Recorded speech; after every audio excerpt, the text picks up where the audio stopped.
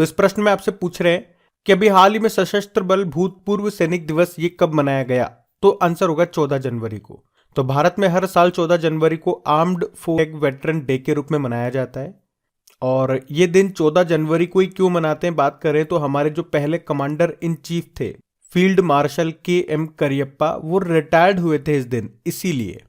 तो सिंपल सा याद रखना है, सशस्त्र बल भूतपूर्व सैनिक दिवस हम 14 जनवरी को मनाते हैं और हमारे पहले जो कमांडर इन चीफ थे वो बने थे के.एम. करियप्पा। फिर बताइए, अभी हाल ही में भारतीय सेना दिवस ये कब मनाया गया? तो आंसर होगा 15 जनवरी को। तो हर साल 15 जनवरी को ये आर्मी डे के रूप में मनाया जाता है। इस साल भारत इसका 75वां संस्करण मना रहा है और इस साल सेना दिवस के उपलक्ष्य में पहली बार दिल्ली के बाहर बंगलुरु में परेड का आयोजन भी किया गया। क्यों मनाते हैं इस दिन को हम? तो 15 जनवरी 1949 को फील्ड मार्शल के.एम. करियप्पा ये भारतीय सेना के पहले भारतीय कमांडर इन चीफ बने थे, इसीलिए। अच्छा, अंतिम ब्रिटिश कमांडर इन चीफ कौन थे? फ्रांसिस राय बुचर थे।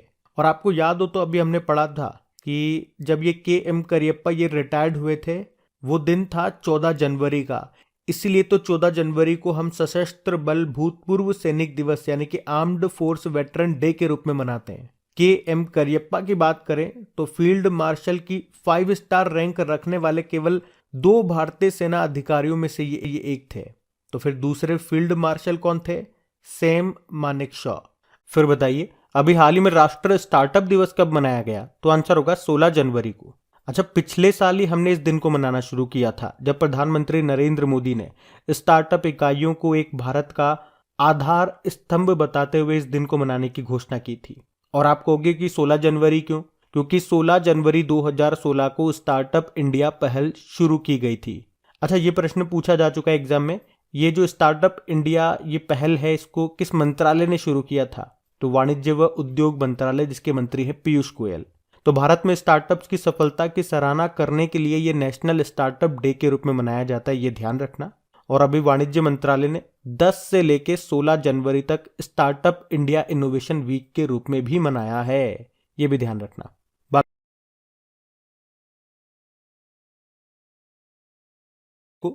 तो इस प्रश्न में पूछ रहे हैं अभी हाल ही में देश का पहला संविधान साक्षर जिला कौन सा बन गया है?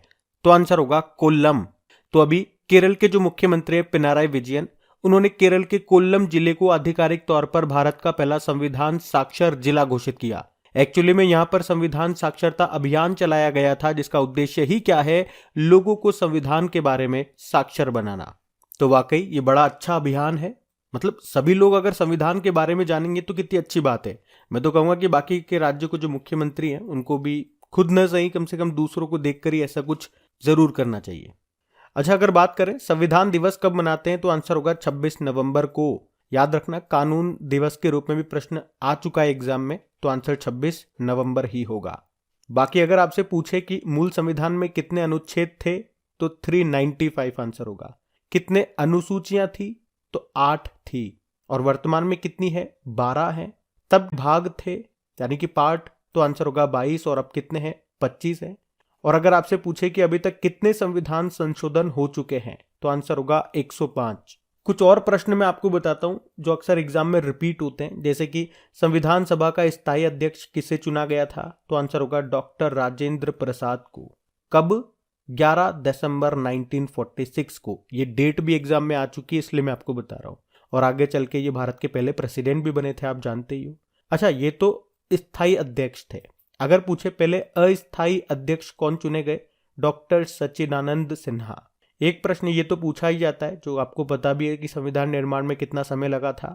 2 साल 11 महीने 18 दिन का। एक प्रश्न और आता है कि संविधान सभा के प्रारूप समिति का अध्यक्ष कौन बने थे? तो आंसर होगा बी.आर. अम्बेडकर। और याद रखना, 42वें संविधान संशोधन 1976 को मिनी संविधान के रूप में भी जाना जाता है।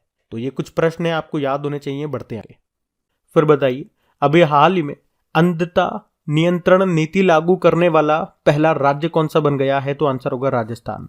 तो अभी राजस्थान सरकार ने 13 जनवरी को अंधता नियंत्रण नीति यानी कि ब्लाइंडनेस कंट्रोल पॉलिसी को लागू किया है। तो राइट टू साइट विजन के उद्देश्य के साथ ये नीति लागू करने वाला राजस्थान देश का पहला राज्य बन गया है, इसलिए ये प्रश्न इंपॉर्टेंट हो जाता है। तो राज्य में 3 लाख से ज्यादा दृष्टिबाधिता से पीड़ित लोगों के जीवन में रोशनी लाने के उद्देश्य से इस पॉलिसी को लागू किया गया। आपको बता दूं, देश में 2020 में अंधता प्रसार दर 1.1% थी, जिसे right to sight vision policy के द्वारा 0.3% तक लाने की दिशा में काम किया जाएगा। आप जानते हो वर्ल्ड साइट डे, दृष्टि दिवस कब मनाया जाता है? 12 अक्टूबर को। और इसी से रिलेटेड है एक Braille day, world Braille day, वो 4 जनवरी को हम मनाते हैं। आप जानते हो अभी ब्लाइंड T20 वर्ल्ड कप 2022 का आयोजन हुआ था, जो कि इसका तीसरा संस्करण था, जो कि भारत में हुआ था। उसको तीसरी बार भारत ने ही जीता है। अभी भारत ने किसको हराया था? बांग्लादेश को। और इसके ब्रांड एम्बेसडर कौन बने थे? ये प्रश्न आएगा तो युवराज सिंह बने थे। चलो बताओ, अगर प्रश्न पूछा जाता है एग्जाम में कि दृष्टिबाधित लोगों के लिए भारत का पहला इंटरनेट रेडियो जो कि नागपुर में लॉन्च हुआ था, उसका नाम क्या है?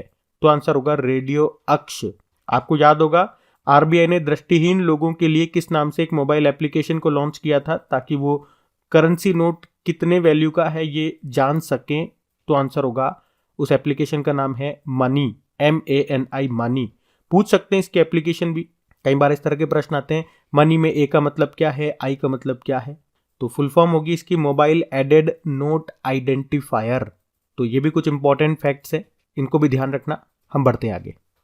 फिर बताइए, अभी ऑनलाइन गेमिंग के लिए भारत का पहला उत्कृष्टता केंद्र ये कहाँ पे स्थापित किया जाएगा? तो आंसर होगा मेघालय में। तो अभी केंद्र सरकार ने मेघालय के शिलोंग में ऑनलाइन गेमिंग के लिए भारत का पहला उत्कृष्टता केंद्र एक्सीलेंस सेंटर ये स्थापित करने की घोषणा की है शिलोंग में। ये अगली पीढ़ी के ऑनलाइन गेमिंग इकोसिस्टम के निर्माण के लिए भारत के पूर्वोत्तर क्षेत्र के स्टार्टअप्स को प्रेरित करेगा। अच्छा चलिए फिर बताइए, अभी हाल ही में किसने स्काई हॉक नाम का भारत का पहला 5G सक्षम ड्रोन डेवलप किया है? तो आंसर होगा IG ड्रोन ने। तो टेक स्टार्टअप फर्म है ये IG ड्रोन, जिसने अभी 11 जनवरी 2023 में वर्टिकल टेक ऑफ और लैंडिंग में सक्षम भारत का पहला 5G सक्षम ड्रोन तैयार किया है। मतलब इसे टेक ऑफ करने के लिए और लैंड करने के लिए रनवे की जरूरत नहीं है। ये वर्टिकली उड़ जाएगा और वर्टिकली नीचे आ जाएगा, वर्टिकल यानी कि लंबवत। तो इस ड्रोन को स्काई हॉक नाम दिया गया है और इसे रक्षा और चिकित्सा के अलावा अन्य क्षेत्रों में भी इस्तेमाल किया जा सकता है। इसकी कैपेसिटी की बात करें तो 10 किलोग्राम के पेलोड के साथ ये करीब 5 घंटे तक उड़ान भर सकता है, जो आर्टिफिशियल इंटेलिजेंस और थर्मल इमेजिंग जैसी क्षमताओं से भी लेस है। अच्छा यहीं पे मैं आपको बता दूं, अभी महेंद्र सिंह धोनी ने एक स्वदेशी कैमरा ड्रोन को भी लॉन्च किया था। उसका नाम रखा था ड्रोनी, DRONI, ड्रोनी। और इसे अभी चेन्नई में ग्लोबल ड्रोन एक्सपो में लॉन्च किया गया। और पूरी तरह से भारत में बने इस ड्रोन को किसने बनाया? गरुड़ एरोस्पेस ने बनाया। आप जानते हो गरुड़ एरोस्पेस, इसके ब्रांड एम्बेसडर भी हैं महेंद्र सिंह धोनी। अच्छा क्या आप मुझे बता सकते हो, अभी प्रधानमंत्री जी ने भारत के पहले किस यात्री ड्रोन का अनावरण किया था? मतलब उसका नाम क्या है? तो आंसर होगा वरुण। और अभी चेन्नई में भारत के पहले ड्रोन कौशल प्रशिक्षण सम्मेलन का भी आयोजन हुआ था। और जिस IG ड्रोन के बारे में हम लोग पढ़ रहे हैं ना, तो उससे भी एक प्रश्न बनता है आपका। प्रश्न आएगा कि किस ड्रोन बनाने वाली कंपनी को 2022 के सर्वश्रेष्ठ ड्रोन संगठन स्टार्टअप श्रेणी से सम्मानित किया गया? तो यही होगा IG ड्रोन। ये दिल्ली का एक ड्रोन स्टार्टअप है। अच्छा बताओ आप तो कि ड्रोन नीति को मंजूरी देने वाला पहला राज्य कौन सा बना? तो आंसर होगा हिमाचल प्रदेश। और मेडिसिन फ्रॉम स्काई प्रोजेक्ट ये शुरू किया था तेलंगाना ने। भारत का सबसे बड़ा ड्रोन महोत्सव का आयोजन हुआ था नई दिल्ली में, जिसका उद्घाटन खुद मोदी जी ने किया था। और अगर पूछे कि स्वास्थ्य सेवा में ड्रोन लॉन्च करने वाला पहला भारतीय राज्य कौन सा बना? तो आंसर होगा उत्तराखंड। अगर आपसे पूछे कि किस देश ने ड्रोन के आयात इंपोर्ट पर प्रतिबंध लगाया? तो आंसर होगा भारत ने। अगर आपसे पूछे कि नागरिक हवाई क्षेत्र में ड्रोन को अनुमति देने वाला पहला देश कौन सा बना? तो आंसर होगा इजराइल। अगर आपसे पूछे कि देश का पहला ड्रोन स्कूल कहाँ पे खोला गया? तो आंसर होगा मध्य प्रदेश के ग्वालियर में। और मध्य प्रदेश के ग्वालियर में प्रदेश के पहले ड्रोन मेले का आयोजन भी हुआ था। अच्छा भारत की पहली ड्रोन फॉरेंसिक लैब कहाँ पे स्थापित की गई? तो आंसर होगा केरल में। अच्छा इंद्रजाल के बारे में सुना है आपने? इंद्रजाल ये क्या है? ये ड्रोन डिफेंस डोम सिस्टम है, जिसको तैयार किया था ग्रीन रोबोटिक्स हैदराबाद ने। फिर बताइए, अभी हाल ही में यूरोपीय संघ ने पहले man land satellite launch pad का उद्घाटन ये कहां पे किया? तो आंसर होगा स्वीडन में। तो अभी यूरोपीय अधिकारियों और स्वीडन के जो राजा हैं कार्ल सोलवे गुस्ताफ, उन्होंने यूरोपीय संघ के पहले मैनलैंड ऑर्बिटल लॉन्च कॉम्प्लेक्स का उद्घाटन किया। तो कहां पे किया याद रखना, एक तो स्वीडन में किया। तो अब यूरोपीय संघ इस नए लॉन्च पैड से छोटे सैटेलाइट्स को अंतरिक्ष में लॉन्च कर सकेगा। अभी वैसे यूरोपीय संघ के पास फ्रेंच गुयाना फ्रांस में पहले से एक लॉन्च पैड है जहां से ये सैटेलाइट वगैरह लॉन्च करता है। देखो यूरोपियन यूनियन की बात करते हैं, स्थापना होती है इसकी 1993 में। ये 27 यूरोपीय देशों का एक अंतरराष्ट्रीय संगठन है। अच्छा, एक प्रश्न मैं आपसे यहाँ पे पूछने वाला हूं, ध्यान से सुनना। अभी 20वां देश कौन सा बना था यूरो करेंसी को अपनाने वाला, ये बताओ, इस प्रश्न का उत्तर दो। बाकी यूरोपियन यूनियन, इसका हेडक्वार्टर आपको मिलेगा ब्रुसेल बेल्जियम में, जहां पे नाटो का हेडक्वार्टर भी है। यूरोपीय आयोग के अध्यक्ष प्रेसिडेंट कौन है? Ursula von der Leyen. और आप जानते हो यूरोपीय संघ की संसद की अध्यक्ष कौन है? रॉबर्टा मेट्सोला, जो कि माल्टा से है। आपको याद है कि अभी कौन से देश ने 2023 के पहले 6 महीने के लिए यूरोपीय संघ परिषद की अध्यक्षता संभाली है? तो उसका भी आंसर होगा आपका स्वीडन। और अगर आपसे पूछा जाए कि यूरोपियन स्पेस एजेंसी, ये दुनिया का पहला विकलांग अंतरिक्ष यात्री, जिसे कहेंगे पैरा एस्ट्रोनॉट, इसको स्पेस में लॉन्च करेगी, भेजेगी। और उन पैरा एस्ट्रोनॉट का नाम क्या है?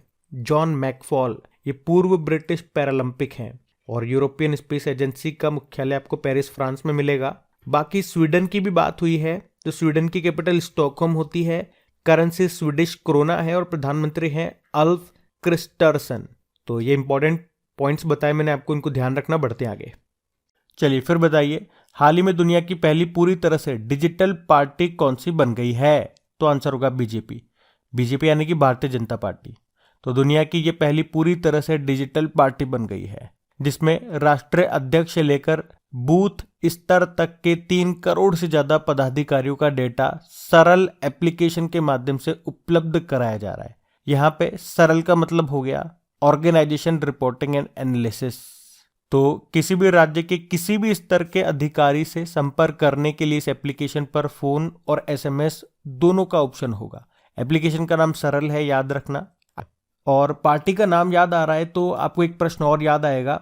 अभी तेलंगाना सरकार ने अपनी पार्टी का नाम बदल लिया। पहले क्या था? तेलंगाना राष्ट्र समिति। अब क्या हो गया? भारत राष्ट्र समिति हो गया। तो ये पॉइंट्स हैं, इनको याद रखना आप। हम बढ़ते हैं आगे।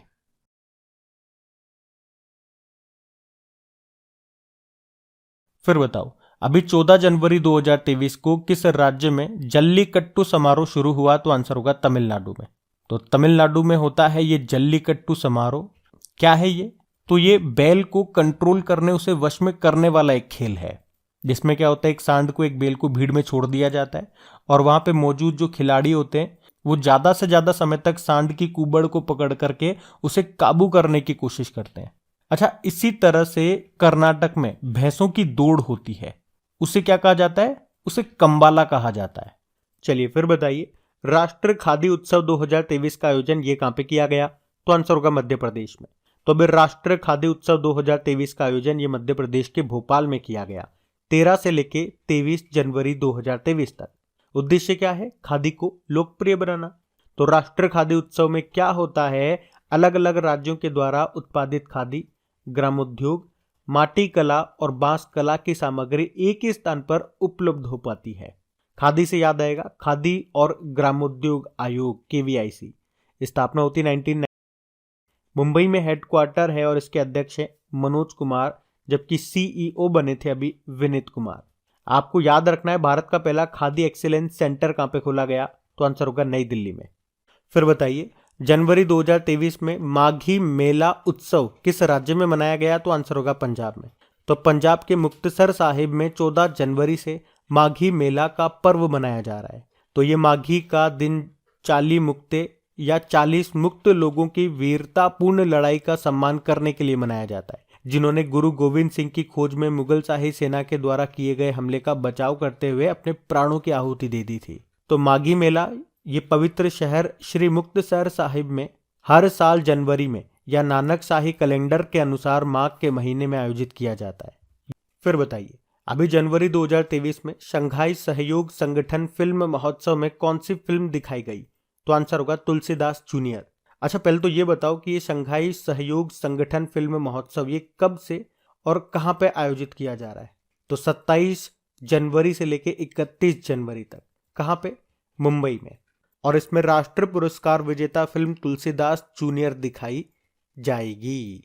अच्छा, मैं आपको बता दूं कि 2022 में 68वें राष्ट्रीय फिल्म पुरस्कार में मृदुल तुलसीदास के द्वारा निर्देशित तुलसीदास जूनियर ने हिंदी में सर्वश्रेष्ठ फीचर फिल्म के लिए राष्ट्रीय फिल्म पुरस्कार जीता था। वैसे बात यहाँ पे शंघाई कोऑपरेशन ऑर्गेनाइजेशन की भी हो रही है। स्थापना होती है सन 2001 में। हेडक्वार्टर बीजिंग चाइना में है। इसमें कौन कौन से सदस्य देश हैं?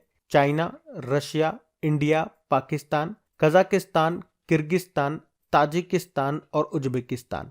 एक नया मेंबर बन गया 9th नंबर का। कौन सा? ईरान। सेक्रेटरी जनरल है झांग मिंग। आपको याद होगा 2022 में शंघाई कोऑपरेशन ऑर्गेनाइजेशन की अध्यक्षता ये उज्बेकिस्तान के पास थी और अभी 2023 में भारत के पास है। कौन से नंबर की है? 23वें नंबर की है। वैसे 2023 में भारत G20 की भी अध्यक्षता कर रहा है। और शंघाई कोऑपरेशन ऑर्गेनाइजेशन की पहली कल्चरल एंड टूरिज्म कैपिटल, सांस्कृतिक व पर्यटन राजधानी ये बनी है वाराणसी। और आज आप देखना सारे इंपॉर्टेंट क्वेश्चन आपको मिलेंगे और जितने भी एक्स्ट्रा फैक्ट्स मैंने आपको बताए हैं वो भी मोस्ट इंपॉर्टेंट आपको लगेंगे। तो अगर कंटेंट अच्छा लगा, मेहनत अच्छी लगी, अगर वीडियो को अभी तक आपने लाइक नहीं करा, लास्ट का इंतजार कर रहे हो तो अब कर दीजिए और अपने दोस्तों के साथ में इसे शेयर जरूर कीजिए ताकि मेरा भी मनोबल बढ़े। मैं भी आप लोगों के लिए जो काम कर रहा हूं, मेहनत कर रहा हूं, अगर आपका सपोर्ट मिलता है तो मुझे भी अच्छा लगे।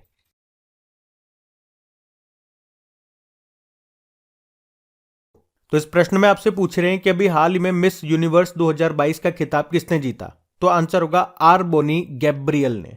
तो मिस यूनिवर्स 2022 ये इसका 71वां संस्करण है, 71 नंबर का, और इसे जीत लिया है अमेरिका की आर बोनी गैब्रियल ने। इसमें पहली रनर अप रही है, यानी कि सेकंड नंबर पर रही है वेनेजुएला की अमांडा। और यहाँ पे भारत की ओर से बात करें तो भारत की दिविता रॉय ये सिर्फ सेमीफाइनल तक पहुंच सकी। लेकिन इससे पिछले वाला आपको याद होगा 2021 वाला, जो कि इसका 70वां संस्करण था, उसे एक भारतीय ने जीता था, भारत की हरनाज कौर संधू ने। तो अभी का याद रखना, 2022 का मिस यूनिवर्स का खिताब किसने जीता, जो कि 71 नंबर का है, आर बोनी गैब्रियल ने जीता है, ये अमेरिका से है। फिर बताइए, अभी हाल ही में राष्ट्रपति द्रौपदी मुर्मू ने गुयाना और किस देश के राष्ट्रपति को प्रवासी भारतीय सम्मान पुरस्कार से सम्मानित किया? तो आंसर होगा सूरीनाम। तो अभी आपको याद है 17वां प्रवासी भारतीय शिखर सम्मेलन का आयोजन ये कहां पे किया गया था?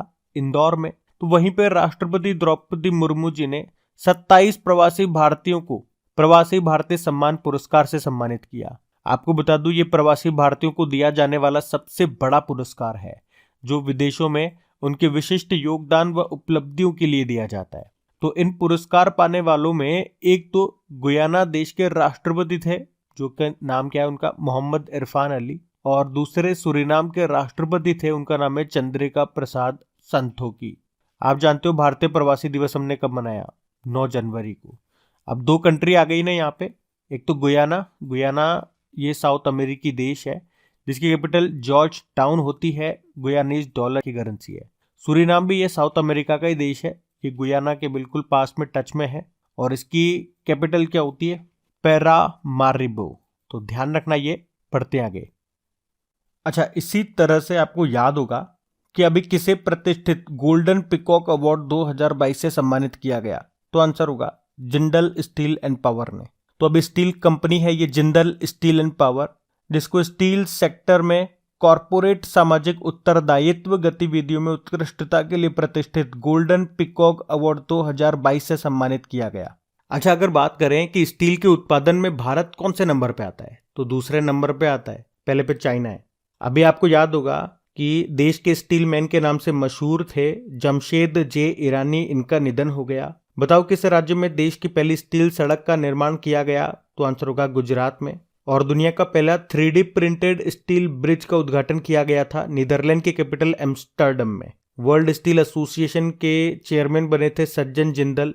और अगर पूछे ना कि दुनिया का पहला जीवाश्म मुक्त स्टील, ग्रीन स्टील, यानी कि कोयले को यूज किए बिना जो स्टील बनाया है, वो स्वीडन की एक हाइब्रिड कंपनी है उसने बनाया है और उसको सबसे पहले बेचा है वोल्वो ग्रुप को। चलिए फिर बताइए, अभी हाल ही में किस देश के एक व्यक्ति ने प्राचीन भाषाओं में मिरर टाइपिंग किताबें बनाकर गिनीज वर्ल्ड रिकॉर्ड बनाया?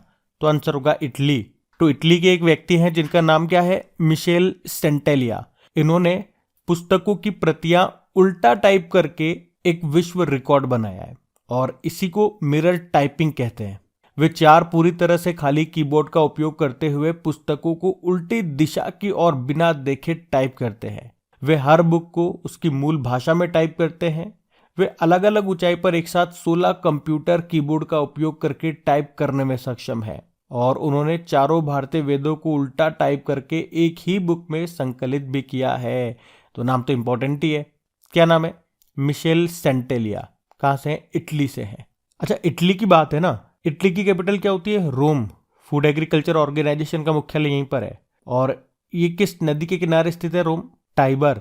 और भाषाओं की बात है तो आपको बताया आपकी 8वीं अनुसूची में कितनी भारतीय भाषाएं शामिल है? 22। और अभी ज्ञानपीठ पुरस्कार जो है कितनी भाषाओं में दिया जाता है? 23 भाषाओं में। मतलब ये 22 जोड़ लो, उसके अलावा अंग्रेजी में। और साहित्य अकादमी पुरस्कार ये 24 भाषाओं में दिया जाता है। एक तो 22 तो वो हो गई जो 8वीं अनुसूची की हो गई, एक अंग्रेजी हो गई और एक राजस्थानी भाषा में। तो ये इंपॉर्टेंट है, इसको ध्यान रखना। बढ़ते आगे।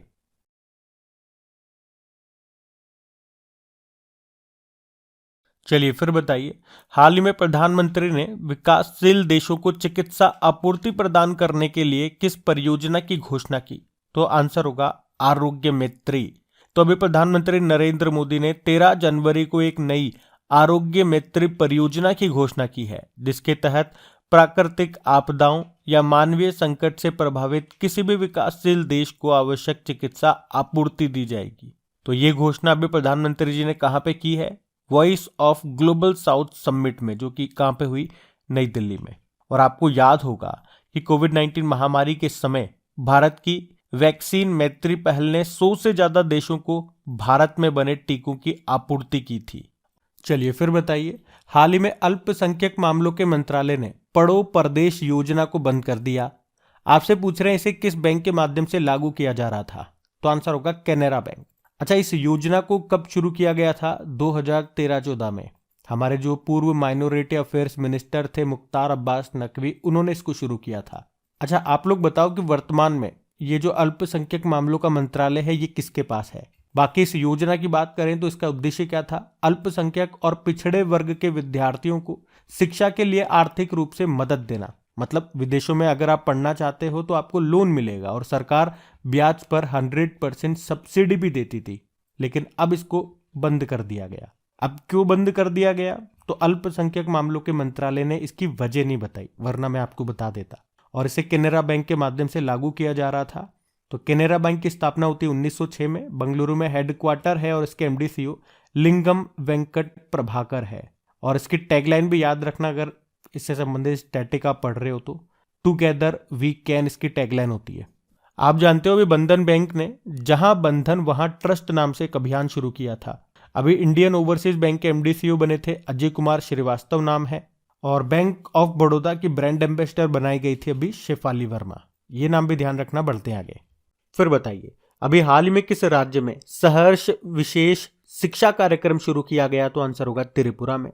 तो अभी त्रिपुरा सरकार ने सामाजिक और भावनात्मक शिक्षा को बढ़ावा देने के लिए, यानी कि सोशल एंड इमोशनल लर्निंग को बढ़ावा देने के लिए ये सहर्ष विशेष शिक्षा कार्यक्रम को शुरू किया, जिसका उद्देश्य बच्चों को उल्लास यानी कि जॉय और उत्साहपूर्वक पढ़ाई करने में सक्षम बनाना।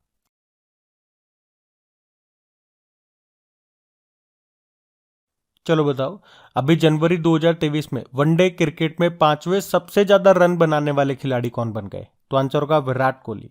तो अभी 15 जनवरी 2023 को विराट कोहली ये वनडे क्रिकेट में इतिहास में 5वें सबसे ज्यादा रन बनाने वाले खिलाड़ी बन गए हैं। उन्होंने ये स्कोर केरल में श्रीलंका के खिलाफ भारत के तीसरे और अंतिम वनडे सीरीज के दौरान बनाया।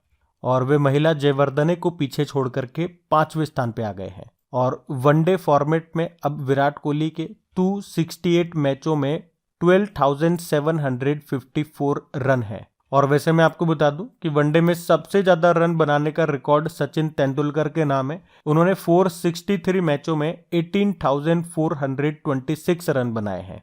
और आपको याद होगा कि 4000 T20 इंटरनेशनल रन बनाने वाले पहले प्लेयर ये विराट कोहली हैं। तीनों फॉर्मेट में भारत के लिए 100 मैच खेलने वाले पहले खिलाड़ी विराट कोहली हैं। मतलब 100 टेस्ट, T20 और 100 ODI। और अभी नॉइस के ब्रांड एम्बेसडर भी बने थे ये विराट कोहली। फिर बताइए, अभी जनवरी 2023 में मलेशिया ओपन बैडमिंटन टूर्नामेंट में पुरुष एकल का खिताब किसने जीता? तो आंसर होगा विक्टर एक्सेलसेन। तो 2 बार के विश्व चैंपियन और ओलंपिक चैंपियन विक्टर एक्सेलसेन ने मलेशिया ओपन बैडमिंटन टूर्नामेंट में मेन सिंगल का टाइटल जीत लिया है। अच्छा, ये कहां से हैं? ये डेनमार्क से हैं। डेनमार्क के बैडमिंटन प्लेयर हैं ये। जबकि वुमेन सिंगल का टाइटल किसने जीता? जापान की अकाने यामागुची ने। तो ये याद रखना। बाकी अभी ऑल इंग्लैंड बैडमिंटन टूर्नामेंट में मेन सिंगल का टाइटल वो भी विक्टर एक्सेलसेन ने ही जीता था और उसमें उप विजेता रहे थे लक्ष्य सेन। और उसमें वुमेन सिंगल का टाइटल अकाने यामागुची ने ही जीता था। और इंडिया ओपन बैडमिंटन टूर्नामेंट, जिसे योनेक्स सनराइज इंडिया ओपन 2022 के नाम से जाना जाता है, उसमें मेन सिंगल का टाइटल लक्ष्य सेन ने जीता था। आप जानते हो, एशियाई जूनियर बैडमिंटन चैंपियनशिप में पदक जीतने वाली पहली भारतीय अंडर 17 शटलर कौन बनी थी? उन्नति हुड्डा बनी थी। सिल्वर जीता था और ये चैंपियनशिप थाईलैंड में हुई थी। और पैरा बैडमिंटन वर्ल्ड चैंपियनशिप 2022, जो कि अभी नवंबर 2022 में टोक्यो जापान में हुई थी, उसमें मेन सिंगल का टाइटल प्रमोद भगत ने जीता था और वुमेन सिंगल मनीषा रामदास ने। अच्छा, बैडमिंटन से 2 कप जरूर याद रखना। एक तो होता है थॉमस कप, एक होता है उबेर कप। किसने जीता वो तो दूसरा क्वेश्चन है। पहले तो यही प्रश्न बन जाएगा कि इनका संबंध किस खेल से है? बैडमिंटन से। थॉमस कप ये पुरुषों का बैडमिंटन टूर्नामेंट है। 2022 वाला इसको भारत ने जीता। पहली बार जिंदगी में भारत ने जीता है। तो प्रश्न इंपॉर्टेंट है, किसको हराया? इंडोनेशिया को। वहीं महिलाओं का बैडमिंटन टूर्नामेंट उबेर कप होता है, इसको साउथ कोरिया ने जीता चाइना को हरा करके। और बैडमिंटन की बात है तो पीवी सिंधु का नाम तो जरूर याद आएगा। अभी सैयद मोदी इंडिया इंटरनेशनल में वुमेन सिंगल का खिताब जीता था इन्होंने। और स्विस ओपन का खिताब जीतने वाली दूसरी भारतीय महिला भी बनी थी ये पीवी सिंधु। अच्छा, बैडमिंटन वर्ल्ड फेडरेशन का हेडक्वार्टर कहाँ है? कुआलालंपुर मलेशिया में है। ध्यान रखना सारे पॉइंट्स। बढ़ते हैं आगे। फिर बताइए, अभी हाल ही में किसने अपना 14वां स्पेनिश सुपर कप खिताब जीता? तो आंसर होगा बार्सिलोना। तो स्पेनिश सुपर कप ये स्पेनिश फुटबॉल में एक सुपर कप टूर्नामेंट है और अभी बार्सिलोना ने 14वीं बार अपना ये स्पेनिश सुपर कप टाइटल जीत लिया है। अभी किसे हराया? रियल मैड्रिड को। ये प्रतियोगिता हुई कहां पे थी? रियाद, सऊदी अरब में। अच्छा, सऊदी अरब से याद आएगा, सऊदी अरब का एक क्लब है अल नसार, नसार या नसर बोल दो। अभी जो क्रिस्टियानो रोनाल्डो है वो इस क्लब में शामिल हो गए हैं, इसलिए मैंने आपको बताया। और फुटबॉल से सबसे इंपॉर्टेंट टॉपिक जो है वो फीफा वर्ल्ड कप 2022 का है, जहां से आपके एग्जाम में प्रश्न बनेगा। जैसे कि फीफा मेंस वर्ल्ड कप 2022, ये इसका 22वां संस्करण था। कहां पे हुआ? ये कतर में हुआ। और इसका मैस्कॉट शुभंकर क्या था? लाइव था। और किसने जीता, किसको हरा करके? ये भी याद रखना, अर्जेंटीना ने जीता फ्रांस को हरा करके। उसके अलावा 3 पॉइंट और याद रखना कि इसमें गोल्डन बॉल अवार्ड किसे मिला? लियोनल मेसी को। गोल्डन बूट अवार्ड किसे मिला? किलियन एम्बापे को। और गोल्डन ग्लोव अवार्ड मिला है अर्जेंटीना के एमिलियानो मार्टिनेज को। बाकी फुटबॉल को रेगुलेट करने वाली बॉडी है फीफा। स्थापना होती है 1904 में। हेडक्वार्टर है ज्यूरिख स्विट्जरलैंड में। अध्यक्ष हैं ज्ञानी इन्फेनिटो। और 2 करंट अफेयर्स के प्रश्न आपके और बन जाएंगे कि अगला वाला जो फीफा मेंस वर्ल्ड कप होगा 2026 में, वो कहां पे होगा? 3 देशों में होगा, अमेरिका, कनाडा और मैक्सिको। और 2023 में फीफा महिला विश्व कप ये कहां पे होगा? ये ऑस्ट्रेलिया और न्यूजीलैंड में होगा, जिसका मैस्कॉट शुभंकर क्या है? तजूनी है, जो कि एक पेंगुइन है। अच्छा, फुटबॉल से संबंधित कुछ और करंट अफेयर्स के प्रश्न मैं आपको एक बार रिवाइज करा दूं। 2022 के प्रश्न ये सारे। जैसे कि 2022 में 75वीं संतोष ट्रॉफी का संबंध फुटबॉल से है। इसको केरल ने जीता था पश्चिम बंगाल को हरा करके। 2022 में जो FIFA under 17 women's world cup हुआ था, ये भारत में हुआ था, याद रखना। इसको स्पेन ने जीता था कोलंबिया को हरा करके। और FIFA under 17 mains world cup ये 2023 में होगा, पेरू में होगा। और डूरंड कप ये एशिया का सबसे पुराना फुटबॉल टूर्नामेंट है, जिसको अभी बंगलुरु फुटबॉल क्लब ने जीता था मुंबई सिटी फुटबॉल क्लब को हरा करके। अगर आपसे पूछे कि 2022 का बैलन डी और पुरस्कार किसने जीता, तो पुरुषों में तो जीता है करीम बेंजेमा ने, ये रियल मैड्रिड के प्लेयर हैं। और महिलाओं में जीता है एलेक्सिया पुटेलस ने, ये बार्सिलोना की है। और अभी ऑल इंडिया फुटबॉल फेडरेशन का अध्यक्ष चुना गया था कल्याण चौबे को। अभी 2000, उसके अलावा अभी 2023 में AFC एशियन कप भी होगा। AFC मतलब हो गया एशियन फुटबॉल कॉन्फेडरेशन, ये कतर में होगा। तो क्वेश्चन तो थोड़ा सा बड़ा हो गया, लेकिन जितने भी पॉइंट्स मैंने आपको बताए सारे सेलेक्टेड और मोस्ट इंपॉर्टेंट क्वेश्चन हैं, ये सारे ध्यान रखना। बढ़ते हैं आगे।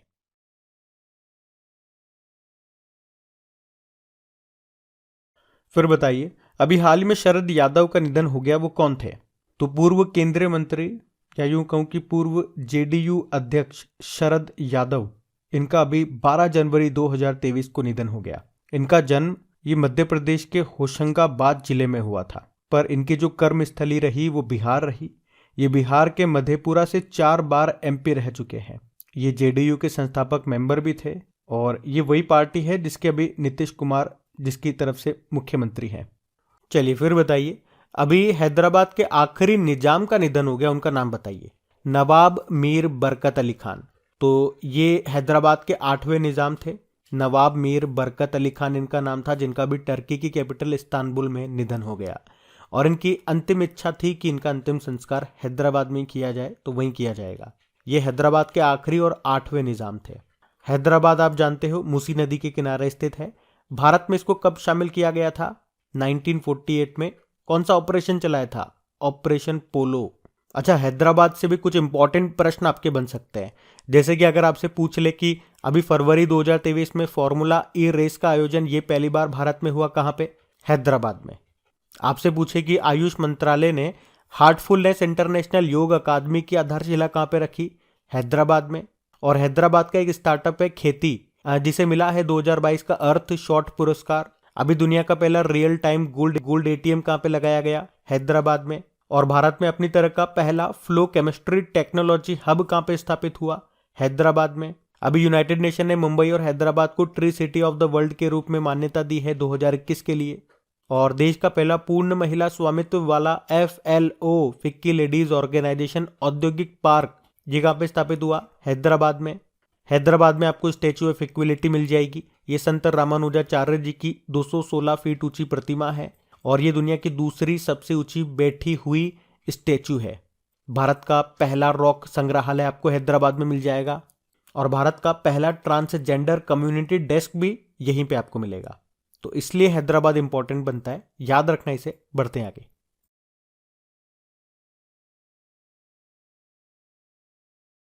अच्छा, फिर बताइए, अभी जनवरी 2023 में किसी विदेशी परियोजना पर तैनात होने वाली बॉर्डर रोड ऑर्गेनाइजेशन की पहली महिला अधिकारी कौन बनी है? तो आंसर होगा सुरभि जखमोला। तो सुरभि जखमोला वे किसी विदेशी परियोजना पर तैनात होने वाली सीमा सड़क संगठन बॉर्डर रोड ऑर्गेनाइजेशन की पहली महिला अधिकारी बन गई हैं। उन्हें अभी भूटान में प्रोजेक्ट दंतक के तहत बॉर्डर रोड ऑर्गेनाइजेशन के द्वारा तैनात किया गया है। तो सुरभि जखमोला का नाम याद रखना। बाकी आप जानते हो, अभी भारतीय मूल की मनप्रीत मोनिका सिंह को अमेरिका में पहली महिला सिख जज बनाया गया है। और सियाचिन में सक्रिय रूप से तैनात होने वाली पहली महिला अधिकारी कौन बनी थी? Shiva Chauhan.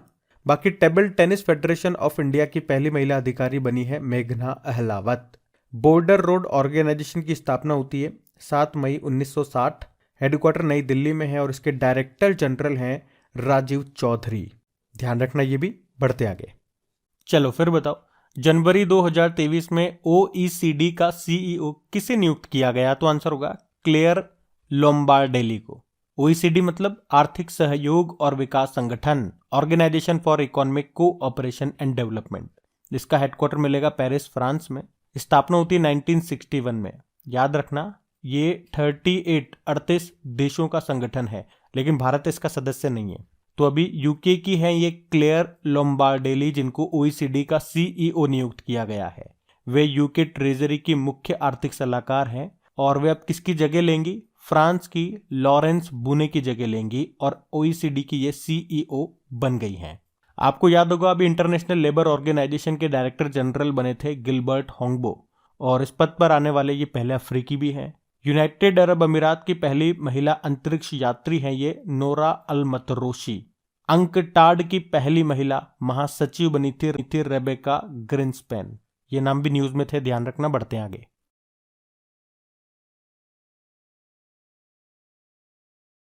So good morning guys. तो चलिए स्टार्ट करते हैं आज की यानी कि 18 जनवरी के इंपॉर्टेंट करंट अफेयर्स को। तो इस प्रश्न में आपसे पूछ रहे हैं कि जनवरी 2023 में भारत और किस देश के बीच वरुण अभ्यास का आयोजन किया गया? तो आंसर होगा फ्रांस। तो याद रखना ये वरुण एक्सरसाइज है भारत और फ्रांस के बीच में। ये एक नेवल एक्सरसाइज है, नौसैनिक अभ्यास है। ये कब से कब तक हुआ? 16 जनवरी से लेके 20 जनवरी 2023 तक। कौन सा संस्करण है? 21वां संस्करण है। और पूछेंगे कि कहां पे? तो आंसर होगा पश्चिमी समुद्री तट पर।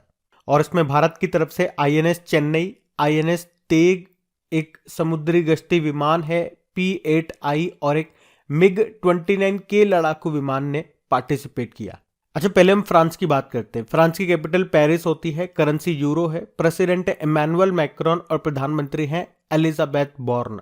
अच्छा, यहां पे अगर हम बात करें कि फ्रांस के साथ हम कौन कौन सी एक्सरसाइज करते हैं, तो एक तो ये वरुण होगी, एक गरुड़ एक्सरसाइज करते हैं, वो वायु एक्सरसाइज है, एक शक्ति नाम की एक्सरसाइज भी करते हैं और एक डेजर्ट नाइट नाम से एक्सरसाइज भी हमने किया। अब देखो, मैं कहता हूं ना चीजों को लिंक कर करके याद करा करो, तो उससे क्या बेनिफिट होता है। अब जैसे कि ये आपने पढ़ा, अब इसको और आगे बढ़ाते हैं तो आप देखोगे गरुड़ और शक्ति को अगर मिलाओगे तो बनता है गरुड़ शक्ति। तो गरुड़ शक्ति एक्सरसाइज हम करते हैं इंडोनेशिया के साथ में, और इंडोनेशिया के साथ हम समुद्र शक्ति नाम की एक्सरसाइज भी करते हैं। एक उदार शक्ति नाम से एक्सरसाइज भी होती है, वो हम मलेशिया के साथ करते हैं। एक कोंकण शक्ति नाम की एक्सरसाइज भी होती है, वो हम ब्रिटेन के साथ करते हैं। एक मित्र शक्ति नाम से एक्सरसाइज भी होती है, वो हम श्रीलंका के साथ करते हैं। और मित्र से याद आएगा मैत्री, मैत्री एक्सरसाइज हम थाईलैंड के साथ करते हैं। और शक्ति से याद आएगा ऑपरेशन शक्ति। ऑपरेशन शक्ति ये हमारा दूसरा परमाणु परीक्षण था जो कि पोखरण में हुआ था 1998 में, और पहला 1974 में हुआ था, उसका नाम था स्माइलिंग बुद्धा। अच्छा, वरुण से एक और करंट अफेयर्स का ही पॉइंट आप याद रख सकते हो। अभी प्रधानमंत्री जी ने भारत के पहले यात्री ड्रोन का अनावरण किया था, आपको याद होगा, उस ड्रोन का नाम भी वरुण ही था। तो इस तरह से चीजों को इंटरलिंक करते हुए पढ़ोगे, कम समय में ज्यादा चीजों को याद रख पाओगे, वो भी इंटरेस्टिंग तरीके से, जैसा कि हम पढ़ते हैं। अभी हम बढ़ते हैं आगे। फिर बताइए, अभी जनवरी 2023 में भारत और किस देश के बीच पहला सैन्य अभ्यास चक्रवात 1 का आयोजन किया गया? तो आंसर होगा मिस्र। तो भारत और मिस्र ने जनवरी 2023 में विशेष बलों को शामिल करते हुए पहला सैन्य अभ्यास, जिसका नाम है चक्रवात 1, इसका आयोजन किया। कहां पे? उदयपुर, राजस्थान में। तो ये दोनों देशों के बीच राजनयिक संबंधों के 75 साल पूरे होने का जश्न मनाने के लिए इसका आयोजन किया गया। और अभी 2023 में आपको बताया G20 समिट, जिसकी अध्यक्षता भारत के पास है, तो इसमें मिस्र को अतिथि देश के रूप में आमंत्रित किया गया है। और इससे पहले 2022 में कोप 27 का आयोजन ये इजिप्ट ने ही किया था। इजिप्ट की कैपिटल कायरो होती है, इजिप्टियन पाउंड यहाँ की करेंसी है। और एक और इम्पॉर्टेंट पॉइंट याद रखो कि 2023 के गणतंत्र दिवस समारोह में हमारे चीफ गेस्ट कौन है? मिस्र के राष्ट्रपति अब्देल फतेह अल सीसी। वैसे न्यू डेवलपमेंट बैंक का नवीनतम सदस्य, या आप कह सकते हो 9th नंबर का मेंबर, ये इजिप्ट ही है। अभी 2022 में 8वीं युवा सांसदों का वैश्विक सम्मेलन यानी कि global conference of young parliamentarians, इसका आयोजन हुआ था इजिप्ट में। नील नदी का वरदान किसे कहा जाता है? ये स्टैटिक प्रश्न कई बार एग्जाम में रिपीट होता है। इजिप्ट को कहा जाता है। तो ये सारे पॉइंट्स याद रखना। आप बढ़ते आगे।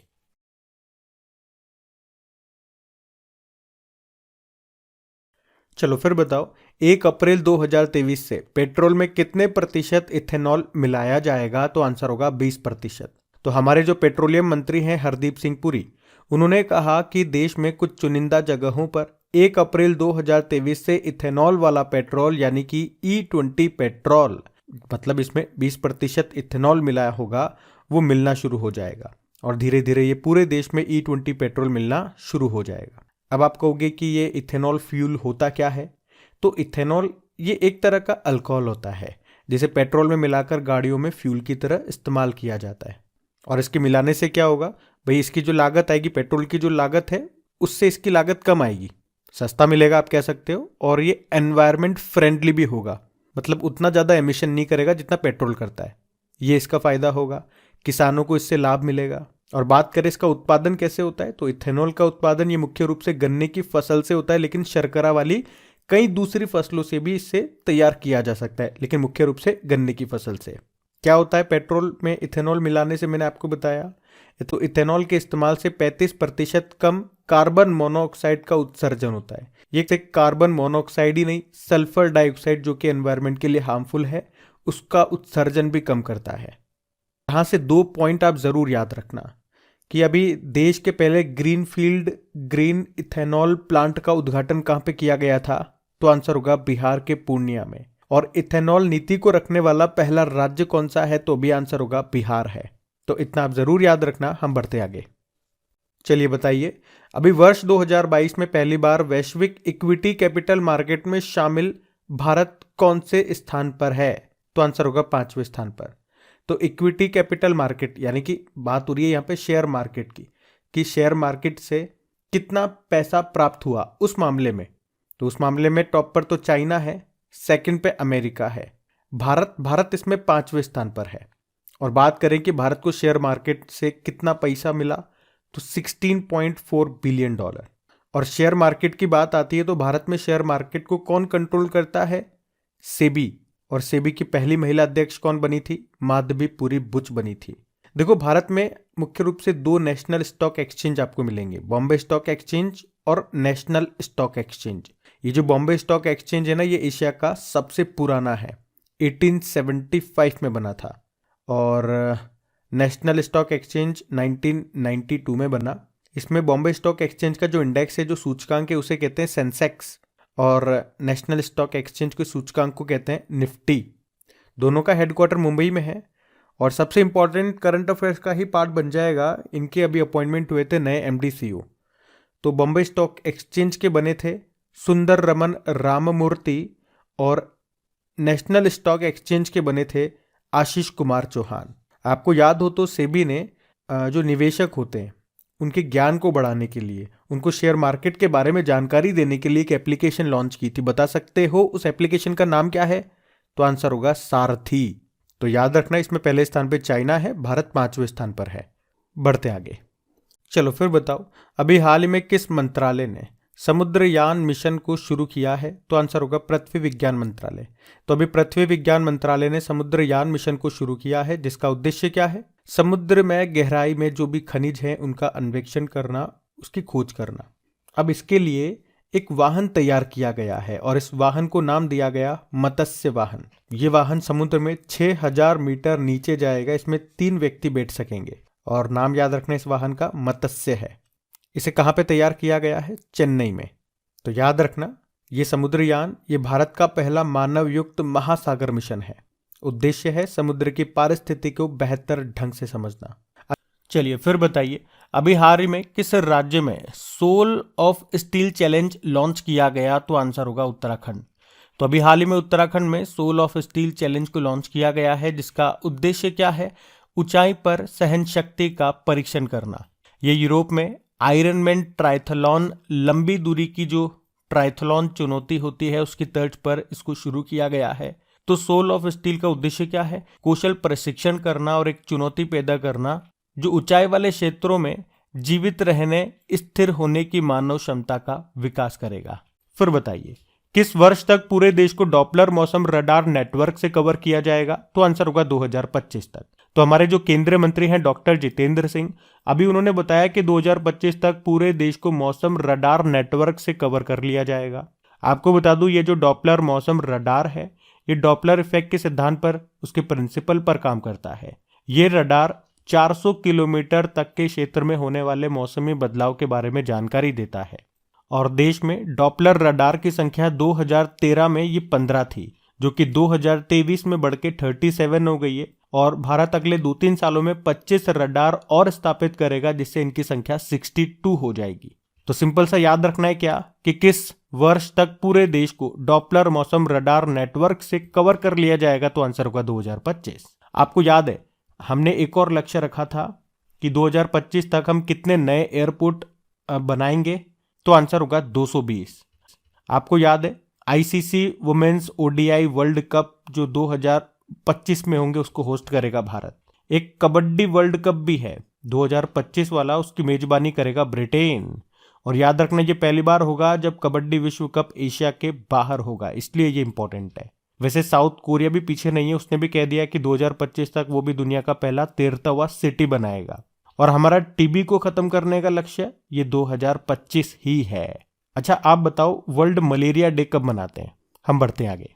चलिए फिर बताइए, हाल ही में स्टार्टअप मेंटरशिप के लिए अभी केंद्रीय मंत्री जो है पीयूष गोयल, इन्होंने कौन सा पोर्टल लॉन्च किया? तो आंसर होगा मार्ग। पीयूष गोयल ये हमारे वाणिज्य व उद्योग मंत्री हैं। अभी इन्होंने ही स्टार्टअप की मेंटरशिप करने के लिए, यानी कि उसे निखारने के लिए, उसकी सहायता करने के लिए, उसका मार्गदर्शन करने के लिए ये मार्ग पोर्टल लॉन्च किया है। कब लॉन्च किया? अभी 16 जनवरी को ही, जब हमने राष्ट्रीय स्टार्टअप दिवस के रूप में मनाया। और मैंने आपको बताया ये हम 16 जनवरी को ही क्यों मनाते हैं, क्योंकि स्टार्टअप इंडिया योजना शुरू हुई थी 16 जनवरी 2016 को। किस मंत्रालय ने शुरू किया था? वाणिज्य व उद्योग मंत्रालय ने। अच्छा यहाँ पे मार्ग का मतलब क्या हो गया? Mentorship, advisory, assistance, resilience, growth, ये इसकी फुल फॉर्म हो गई। अच्छा अगर मैं आपसे पूछूं कि भारत का पहला नाइट नेविगेशन मोबाइल एप्लीकेशन किसने लॉन्च किया था? तो आंसर होगा असम ने। जन भागीदारी अधिकारिता पोर्टल किसने लॉन्च किया? जम्मू कश्मीर ने। संभव पोर्टल किसने लॉन्च किया था? उत्तर प्रदेश ने। और इसी से मिलता जुलता है संगम पोर्टल, इसको सीबीएसई ने लॉन्च किया था। एक ई अमृत पोर्टल भी है, उसको नीति आयोग ने लॉन्च किया था। और एक है ई समाधान पोर्टल, उसको यूजीसी ने लॉन्च किया था। और एक ई अधिगम योजना है, उसको हरियाणा ने शुरू किया था। तो ध्यान रखना ये। बढ़ते आगे।